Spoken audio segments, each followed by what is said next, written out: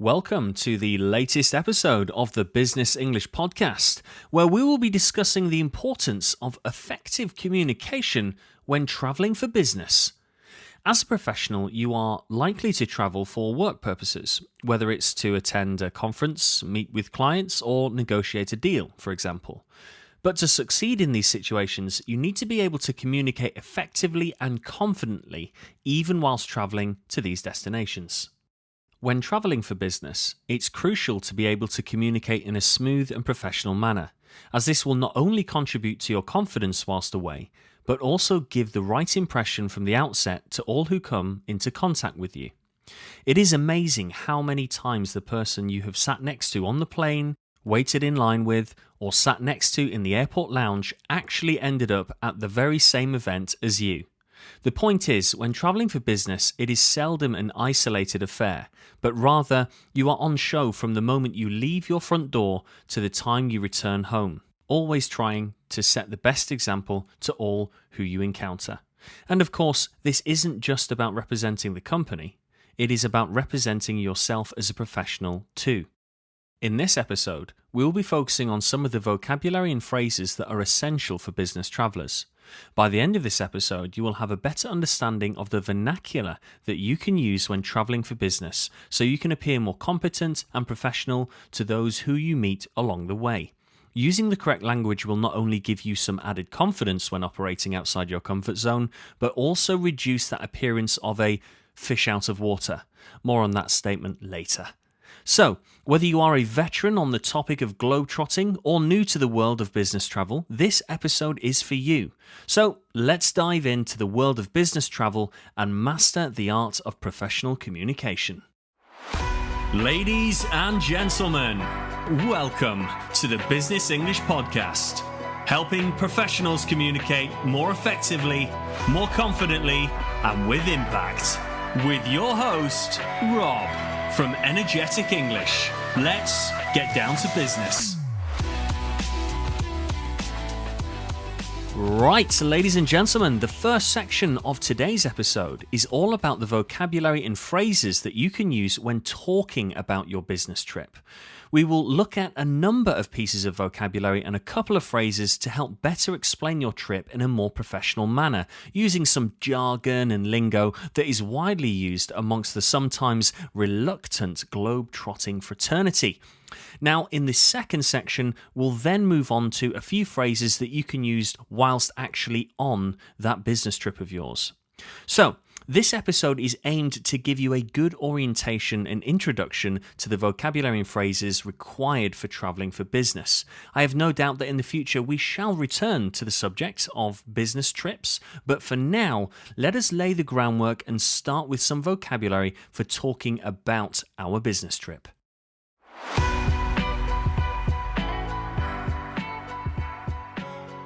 So, let us look at some vocabulary especially related to the subject of business trips and professional travel in general. There are 9 phrases here, and there is no requirement to copy and repeat. Okay, number 1, itinerary. An itinerary is a detailed plan or schedule for a business trip, including information about flights, accommodation, and meetings. 2, jet lag. Jet lag is the fatigue and disorientation caused by travelling across different time zones. 3. Corporate rate.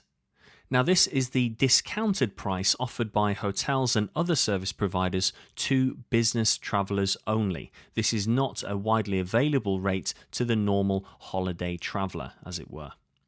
Number 4. Expense report.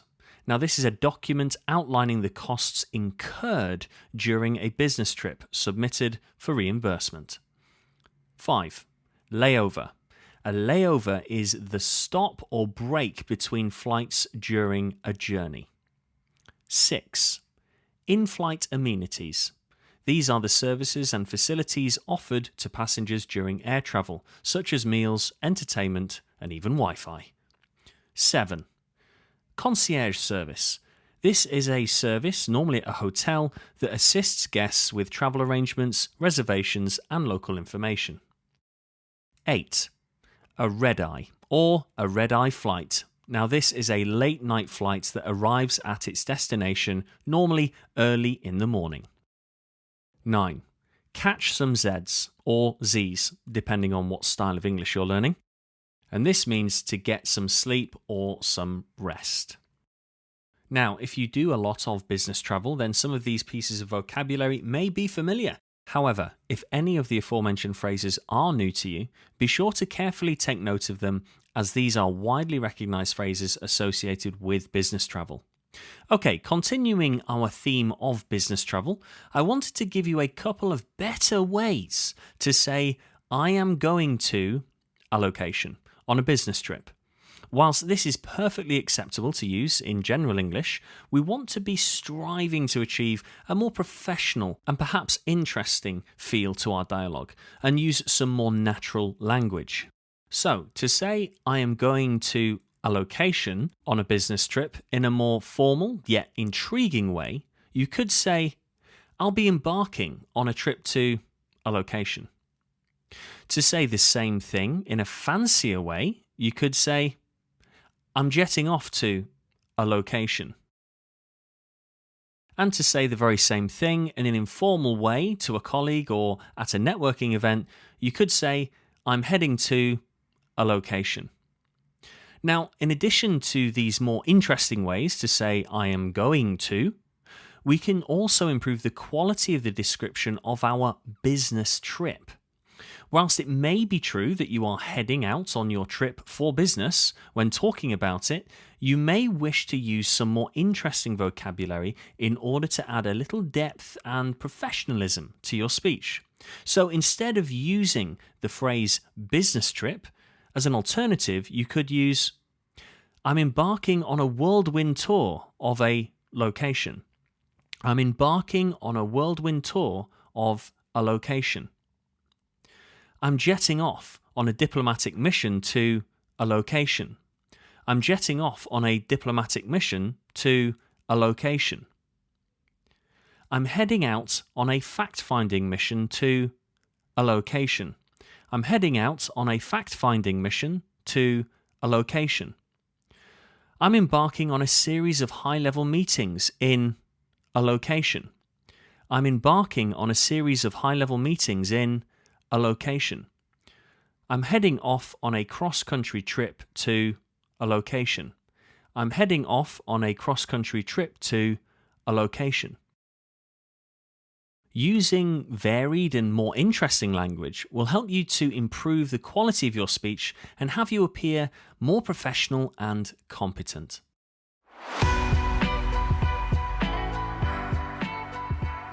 Now, as we outlined at the start of today's episode, we will now move into the second section where we will lay out a few pieces of vocabulary and a few phrases that you may find useful when actually on your business trip.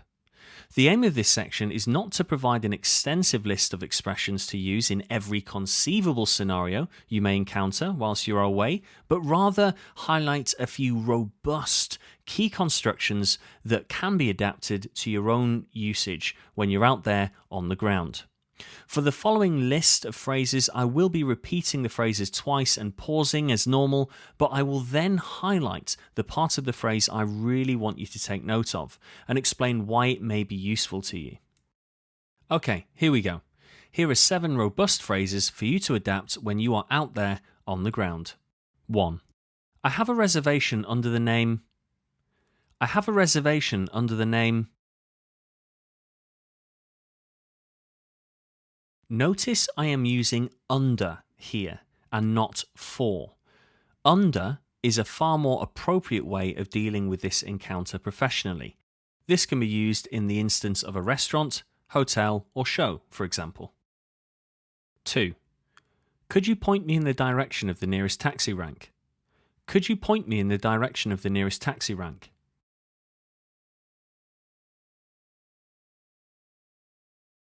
To be pointed in the direction of something is a nice, casual, yet succinct way of asking for directions. It is also a far more natural way of asking, rather than using where is the, keeping it professional every step of the way. 3. Would it be possible to drop my luggage with you? Would it be possible to drop my luggage with you? Pay attention to the use of drop here. In this case, I mean to leave it with an individual. Again, a casual yet effective piece of vocabulary that you can use at a reception or airport, for example. 4.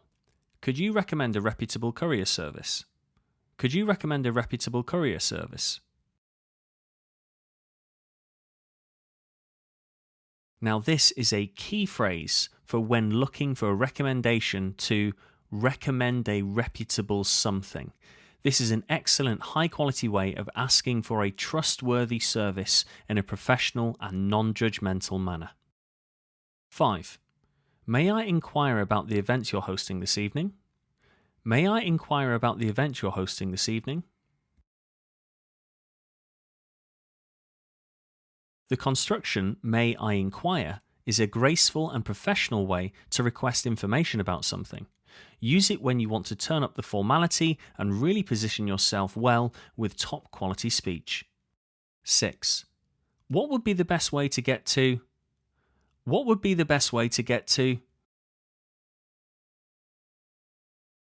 This, as a whole statement, should be memorized by all professionals when traveling, as it goes beyond the basic how do I get to or how can I reach, and adds a little bit more depth and informality into the dialogue. 7. How long is the commute to? How long is the commute to?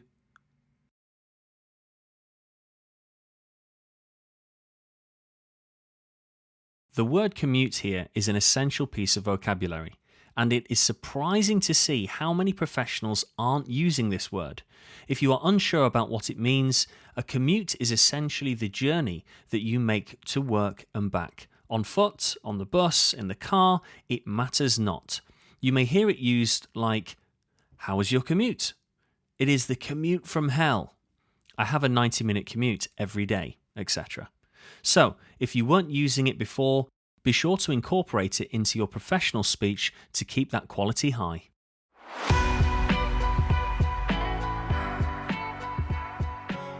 Now, before jumping into the next section, I wanted to take this opportunity to let you know that if you wanted to get more out of the Business English podcast, then that is possible. For example, full transcripts complete with timestamps so you never miss an expression, phrase-focused one-pagers to quickly refresh your memory before that next last-minute meeting, pronunciation support to assist with the trickier elements of business English, live read-along transcripts, quizzes, and much more. If this sounds like it could be useful, then the Business English Podcast Premium subscription could be for you.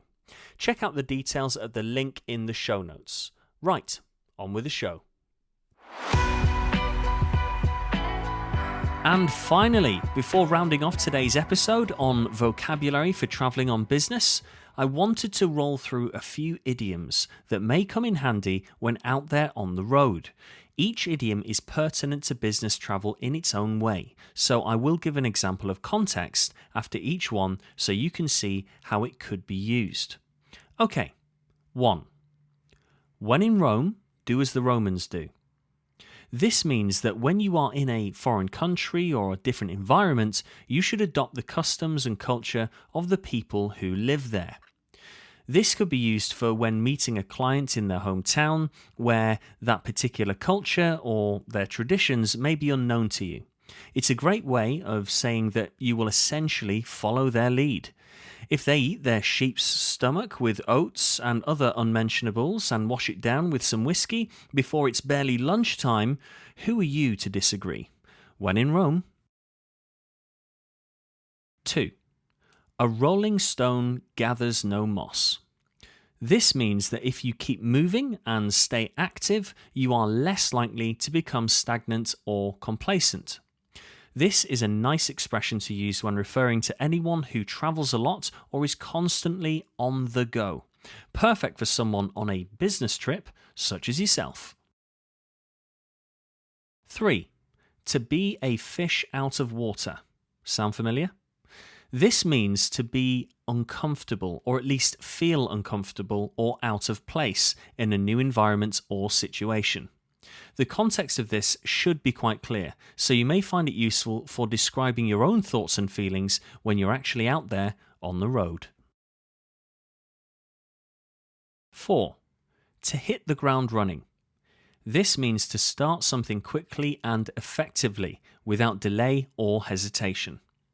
Regrettably, this phrase may come in use more often than you'd like to describe your arrival to or return from a business trip, an inevitable fact of business life, unfortunately, and an excellent phrase to explain it.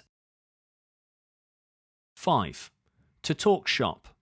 This means to discuss work-related topics or issues. A good little phrase to be aware of, especially if you are with a group travelling on business, as there are always those who can't quite forget about their day job and just can't stop talking shop. 6. To make a splash. This means to create a strong and positive impression, often through an impressive or memorable action. This is a great phrase to refer to the effect or intended outcome of a business trip. Who doesn't want to make a splash with their project? 7. To wear many hats. This means to have many different roles and responsibilities within a job or organisation. A widely used phrase which may very well come in handy when you are travelling, to help explain that you have more than one role in your company.